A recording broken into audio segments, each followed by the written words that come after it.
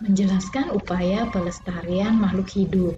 Populasi beberapa jenis hewan dan tumbuhan menjadi semakin langka. Berikut beberapa penyebab kelangkaan hewan dan tumbuhan yang ada di Indonesia. Penyebab kelangkaan hewan biasanya sering diburu untuk dijadikan hewan peliharaan, dijual, digunakan sebagai hiasan serta obat. Hewan membutuhkan waktu berkembang biak yang cukup lama. Habitat dirusak oleh manusia, misalnya dibakar, sehingga hewan lama-lama akan punah. Tidak mampu beradaptasi dengan perubahan alam. Ini adalah penyebab kelangkaan hewan yang ada di Indonesia. Berikut beberapa penyebab kelangkaan tumbuhan di Indonesia. Biasanya tumbuhan dimanfaatkan terus-menerus tanpa ada usaha melestarikannya. Kemudian berikutnya sulit berkembang biak. Tumbuhan juga terkadang terkena hama, sehingga tumbuhan tersebut rusak. Kemudian tumbuhan juga mengalami kekeringan sehingga tidak memungkinkan untuk tumbuh dengan baik, sehingga lama-kelamaan tumbuhan tersebut menjadi langka.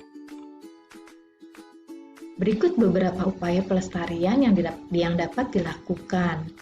Pertama, penegakan hukum terhadap perburuan hewan langka dan penebangan hutan. Pemerintah membuat peraturan dan akan memberikan sanksi bagi pelaku penebang hutan dan perburuan liar.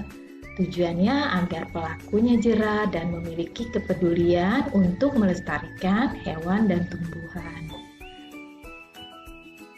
Berikutnya, upaya pelestarian kedua adalah penangkaran serta pembudidayaan hewan dan tumbuhan langka.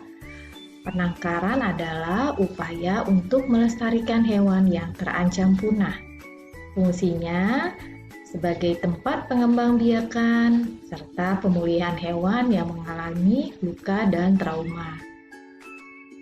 Pembudidayaan dilakukan dengan cara memperbanyak tumbuhan langka dengan menanam benih atau kultur jaringan. Ketiga, dengan melakukan pelestarian secara in situ dan ex situ.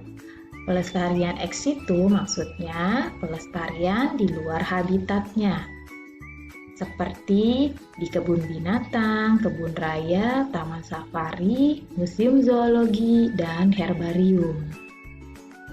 Sedangkan pelestarian in situ adalah pelestarian di dalam habitat aslinya, seperti di cagar alam, hutan lindung, suaka marga satwa, dan taman nasional.